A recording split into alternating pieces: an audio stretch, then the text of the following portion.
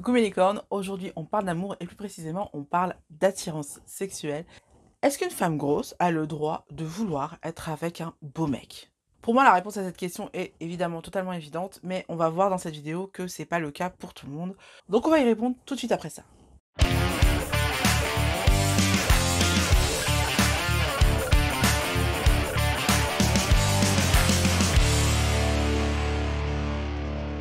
Ok, j'ai fait un essai au niveau du rouge à lèvres. Dites-moi si ça vous plaît parce que c'est la première fois que je fais un effet ombré sur mes lèvres.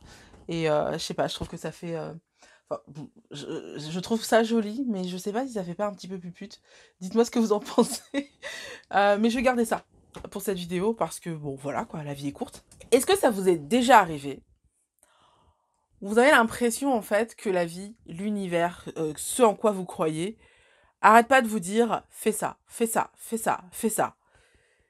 Et au bout d'un moment, tu te dis bon bah ok, je vais peut-être le faire. Bah là, c'est exactement ce qui se passe avec cette vidéo, c'est-à-dire que j'ai eu énormément de clins d'œil, et vous allez voir tout au long de cette vidéo, qui me disaient de faire cette vidéo sur l'attirance que peut ressentir une femme pour un mec. Mais ça va être surtout une vidéo qui en dit long sur notre société, qui pousse les femmes à ne pas s'intéresser au physique de leur compagnon, surtout si la femme est grosse en fait. Et il y a une idée comme ça qui est que bah, si tu es grosse en fait, tu devrais beaucoup plus t'intéresser à la gentillesse de ton mec et pas forcément à son physique. Et on va voir dans cette vidéo si cette idée est positive ou pas. Avant de commencer la vidéo, je vais vous demander de bien faire attention à laisser défiler les publicités afin que je sois rémunérée correctement. Vous le savez, la publicité, c'est notre moyen d'être rémunéré. Donc, s'il vous plaît, laissez défiler les pubs. Faites autre chose pendant ce temps-là. Allez chercher un thé, allez faire caca. Je sais pas, faites-vous les ongles. Mais s'il vous plaît, laissez défiler les pubs. Merci. L'idée de cette vidéo est venue avec un post de David, qui est un modèle grande taille très connu, enfin en France en tout cas il est plutôt connu, et c'est un modèle grande taille qui est assez activiste et qui a tendance à poser des questions sur son compte Instagram de manière à nous faire réfléchir en fait sur notre rapport au corps. Et un jour, il a posé la question si, en tant que femme, on était plus attiré par des hommes grands ou par des hommes, ou alors est-ce qu'on s'en fout en fait. Moi personnellement, je mesure 1m72 et comme vous le savez, je suis grosse. Donc un mec a l'air facilement petit et malingre à côté de moi. Je ne sais pas si c'est pour ça, si c'est en réaction à ça, mais c'est vrai que je suis beaucoup plus attirée par les hommes grands et les hommes forts. Vous savez, les hommes athlétiques avec une belle musculature. Et pour répondre à sa question, je me suis sentie obligée de lui répondre que je me sentais sexuellement plus attirée par un homme qui était grand et fort parce que je suis sexuellement attirée par la puissance des hommes. C'est quelque chose qui m'attire énormément. La force d'un homme, la puissance physique. Voilà, c'est quelque chose qui me plaît, qui est, enfin, au même titre qu'un homme peut flasher sur une commissure de sein ou sur des fesses bien bombées. Moi, ce qui m'attire, c'est des épaules bien carrées, un dos bien musclé, tout ça, ça me fait énormément d'effet. Et il faut bien admettre que les hommes grands dégagent un petit peu plus de puissance que les hommes qui ne le font pas. Mais ce n'est pas toujours le cas, j'ai eu quelques exceptions avec... je suis sortie avec quelques mecs qui étaient petits, voire plus petits que moi, et qui me plaisaient quand même énormément parce qu'ils dégageaient énormément de virilité. Mais le fait que je me sois sentie obligée de justifier mon attirance envers les hommes plus grands et plus forts, m'a fait réfléchir à cette question-là, qui est de savoir est-ce que en tant que femme ronde, on a le droit d'aimer les mecs beaux gosses, d'aimer les mecs bien foutus, d'aimer les mecs qui plaisent en général au plus grand nombre. Est-ce qu'en tant que femme ronde, on a le droit de vouloir avoir un mec beau gosse? Même si évidemment le fait qu'un homme soit grand et fort ne veut pas dire qu'il va forcément m'attirer, parce que y a des mecs qui sont grands et forts, qui sont bêtes, ou alors qui sont pas beaux physiquement, enfin qui n'ont pas un joli visage. Il y a des mecs qui ne me plaisent pas alors qu'ils sont grands et forts, tout comme il y a des mecs qui me plaisent énormément alors qu'ils sont moins grands et moins forts que ceux avec lesquels j'ai l'habitude de sortir ou d'avoir des relations. Et en fait, cette question est revenue souvent cette semaine, tout simplement parce que j'ai fait 2 vidéos sur l'amour, sur les hommes et le fait qu'on soit grosse. Et ces 2 vidéos, c'est les vidéos qui reçoivent le plus de commentaires par rapport au nombre de lectures, mais c'est aussi les vidéos où il y a le plus de propos grossophobes. Même mes vidéos qui sont justement sur la grossophobie ont des propos moins grossophobes que ceux que je peux voir sur ces vidéos-là. Donc je me suis dit que c'était vraiment un sujet et qu'il fallait vraiment faire une vidéo, que c'était super important. Je vous ai proposé sur Instagram. Tout ça s'est passé sur Instagram. Si vous ne me suivez pas sur Instagram, je vous le dis, vous ratez quelque chose. Le lien est en barre d'infos. Suivez-moi sur Instagram, vous aurez toutes les infos en temps et en heure. Et comme ça, vous comprendrez exactement de quoi on parle à chaque fois que je fais une vidéo de ce genre ou une vidéo de réaction. Et donc sur Instagram, je vous ai posé la question, est-ce que vous voulez que je fasse une vidéo sur ce sujet? Et 90% ont dit oui. Oui, Fanny, s'il te plaît, s'il te plaît. Et donc, je me suis rendu compte que c'était urgent que je le fasse, parce qu'en plus j'ai eu d'autres petits clins d'œil que je vous raconterai plus tard. Donc dans un premier temps, je vais vous raconter mon expérience et je vais vous raconter en fait le cheminement, ma pensée, et pourquoi j'ai commencé à vraiment changer totalement de regard par rapport au physique des mecs. Dans un deuxième temps, ça va être la résultante en fait de cette pensée, de ce cheminement, et on va voir pourquoi finalement penser que le fait qu'une femme qui est grosse n'a pas le droit de désirer un homme et n'a pas le droit de vouloir être avec un homme et de comment dire, et de prétendre en fait à être avec un homme qui est beau gosse, pourquoi c'est une idée hyper dangereuse qu'on soit un homme ou qu'on soit une femme. Et enfin, je vais conclure cette vidéo avec une petite anecdote qui m'est arrivée il y a pas longtemps et qui a fait que je me suis dit, bon, il faut absolument que je fasse cette vidéo, voilà, il faut que je la fasse. Je sais, j'ai compris, ok, merci l'univers, j'ai compris, je la fais, ok.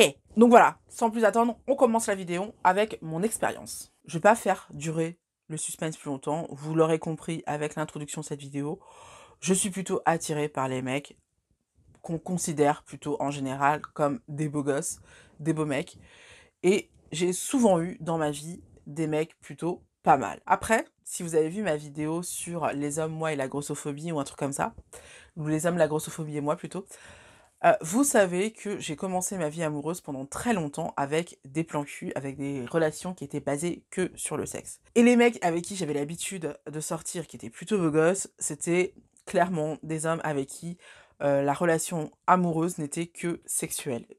Relation amoureuse entre guillemets. Tout simplement parce que quand j'étais plus jeune, ma mère, qui elle-même est forte et qui souffre énormément de ça elle-même et qui est complexe énormément là-dessus, m'a dit ce qu'elle pensait d'elle-même en fait, c'est-à-dire que, grosse comme je ne pourrais jamais attirer un homme. Mais comme la nana est têtue et que, elle aime bien les beaux gosses, bah, je me contentais de sortir avec des beaux gosses avec qui j'avais que des relations sexuelles.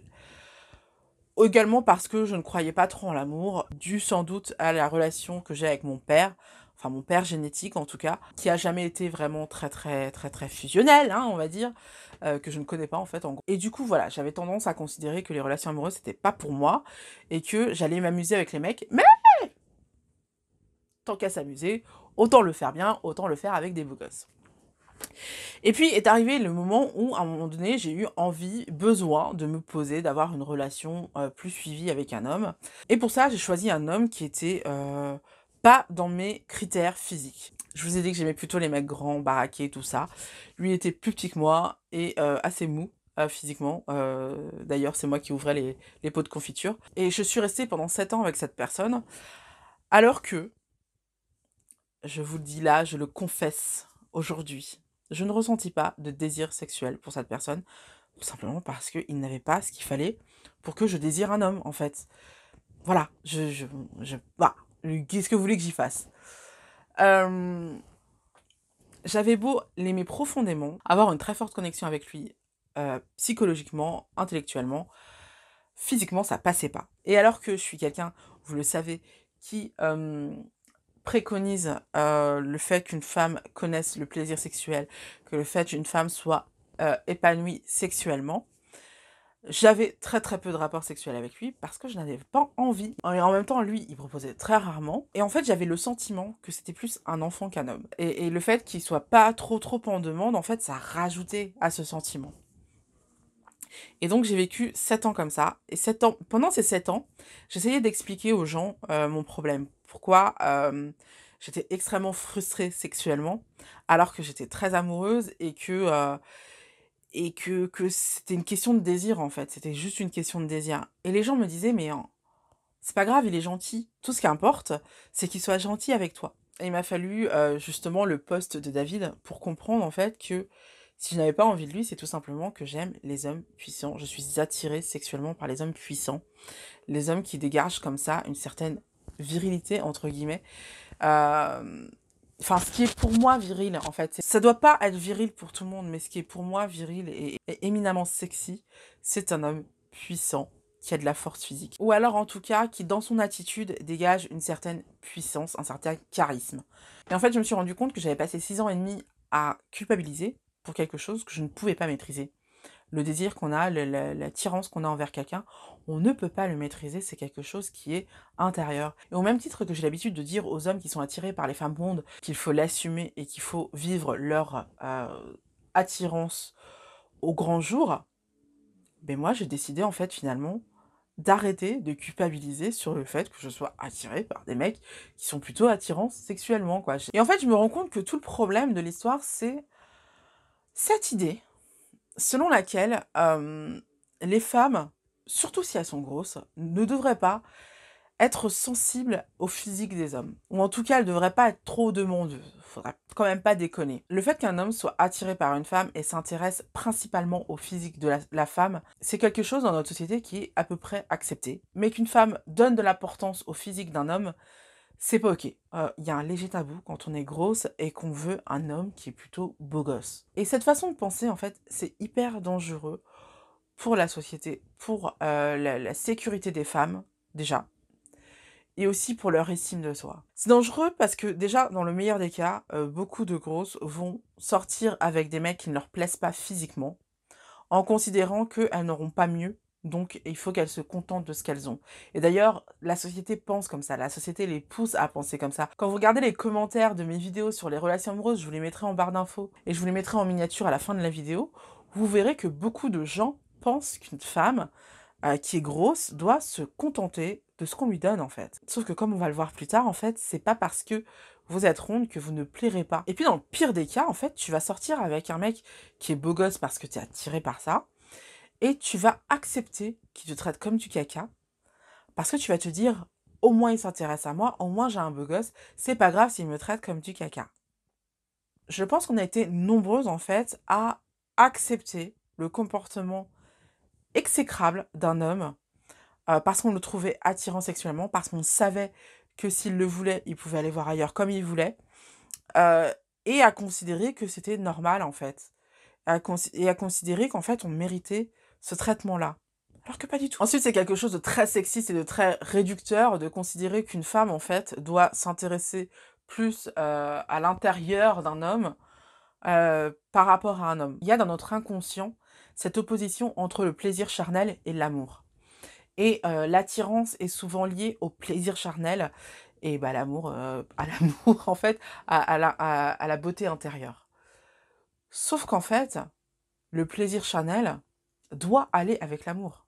L'un ne va pas sans l'autre, en fait. Si on veut avoir une vie amoureuse épanouie, on doit avoir l'un et l'autre. C'est pas quelque chose de manichéen, c'est-à-dire qu'on a besoin d'avoir un petit peu des deux pour que ça fonctionne, en fait. Ensuite, cette idée reçue, en fait, elle nous inculque que un homme bof va être forcément gentil, alors qu'un homme beau va être forcément un connard. Et non seulement avec cette idée on pousse, enfin, on autorise les mecs qui sont plutôt beaux gosses et qui sont plutôt appréciés par les femmes à se comporter comme des connards. Mais en plus, c'est tout simplement faux que quand tu vas être avec un homme bof, il va être super gentil. C'est pas forcément le cas. Enfin, on apprend aux femmes qu'un homme gentil, en fait, ça va la rendre heureuse. Mais ça ne suffit pas pour une relation. La gentillesse de l'un envers l'autre, c'est la moindre des choses dans une relation. C'est d'être gentil avec la femme que tu aimes. C'est d'être gentil avec l'homme que tu aimes. Si tu n'arrives pas à être gentil avec cette personne-là, c'est qu'il y a un problème dans ton couple. Vous n'avez rien à faire ensemble. Et en fait, il faut arrêter d'apprendre aux femmes que la gentillesse d'un homme, en fait, c'est une fin en soi. Non, c'est le début. C'est le début, c'est la base, en fait. Après, il faut qu'il soit attirant sexuellement. Et puis, il faut qu'il soit ci. Et puis, il faut qu'il soit ça. Mais la gentillesse, c'est la base. Et donc, ce que j'ai envie de dire dans cette vidéo, c'est qu'il est tout aussi important d'être respecté par son homme que d'être également attiré par lui. Et que l'un peut très bien aller avec l'autre. Et pour conclure cette vidéo, je vais vous donner une petite anecdote personnelle. Vous savez, il y a 2 ans, je me suis réinscrite sur les sites de rencontres. Et il m'est arrivé plusieurs fois, en fait, de parler à un mec et que le mec me dise « Je suis hyper surpris que tu me répondes. Je m'attendais pas à ce que tu le fasses. Tu dois être hyper courtisé. Tu dois être hyper demandé. » Et au début, je comprenais pas. Je disais, écoute, je suis pas Monica Bellucci non plus. Donc voilà, calme-toi. Sauf qu'en fait, avec le recul et le travail que j'ai fait, depuis, je me suis rendu compte que oui, c'est vrai, je suis énormément sollicitée sur les applications de rencontres et même pas que sur les applications de rencontres, je suis énormément sollicitée dans la vie en général par les hommes. Après, je fais mon tri. C'est pas parce qu'il y a beaucoup d'hommes qui me sollicitent que moi j'ai envie de sortir avec ces hommes-là. Loin s'en faut. Et donc ça m'a fait réfléchir.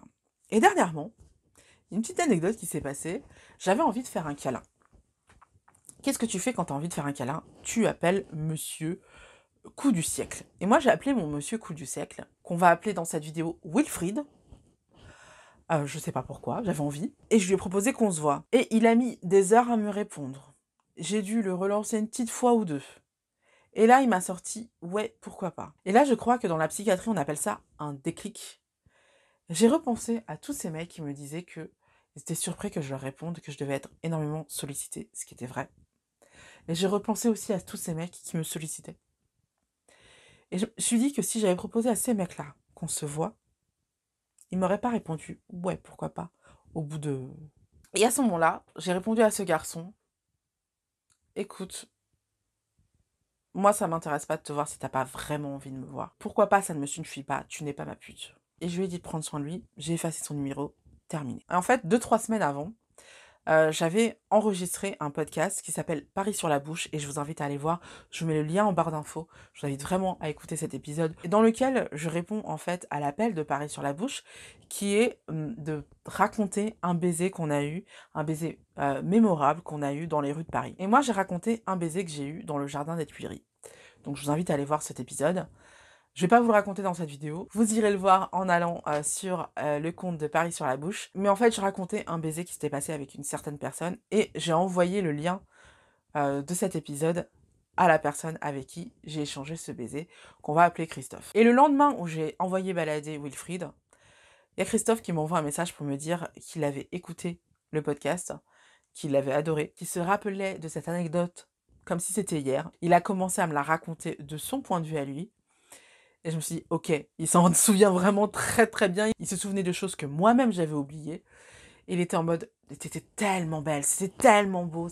Et même si aujourd'hui j'ai une autre vie, j'ai tellement pas zappé ce qui s'est passé. Et là j'ai compris que c'était encore un signe de l'univers. C'était un signe pour me dire, tu vois, tu as eu raison hier. Et là je vais vous dire les yeux dans les yeux quelque chose. La chose que j'ai compris en lisant les messages de Christophe, c'est que il y a forcément plein de mecs pour qui vous êtes canonissime. Il y a forcément plein de mecs pour qui vous êtes le must du must. Et vous, votre rôle, c'est que parmi ces mecs-là, vous choisissez celui que vous voulez, qui vous attire vous. Et que vous arrêtez de sortir avec un mec juste parce qu'il s'intéresse à vous. En fait, il va falloir arrêter de prendre vos relations amoureuses pour des actions de bienfaisance. Vous n'êtes pas là pour donner votre amour à n'importe qui. Vous êtes là pour le donner à la bonne personne. Et la bonne personne, c'est une personne qui vous plaît également, et physiquement, et intellectuellement, et psychologiquement, à vous. Là-bas, c'est que tu lui plais, il te plaît, il est gentil avec toi. Ça, c'est les 3 indispensables pour avoir une relation épanouie. Et il faut arrêter d'accepter de ne pas avoir ces 3 conditions indispensables. C'est terminé. Vous le méritez. Voilà, c'est tout ce que j'avais à vous dire aujourd'hui. J'espère que la vidéo vous a plu. Si c'est le cas, n'hésitez pas à me le dire avec un petit pouce bleu. N'hésitez pas à commenter, à me raconter, vous, vos anecdotes. Est-ce que pour vous, c'est évident ou est-ce que vous avez mis du temps à comprendre ça ou est-ce que vous en êtes encore au moment où vous commencez à le comprendre mais pas vraiment et que vous continuez à croire que finalement l'amour, c'est pas pour vous. Je vous assure que c'est pour vous. C'est pour tout le monde. On se retrouve la semaine prochaine pour une nouvelle vidéo. En attendant, je vous invite à voir ou revoir mes dernières vidéos. N'hésitez pas à vous abonner si vous avez aimé cette vidéo. N'hésitez pas non plus à cliquer sur la petite cloche pour ne rien rater des vidéos que je publierai. Assurez-vous qu'elle est bien bleue. Si c'est le cas, à la semaine prochaine. Bye!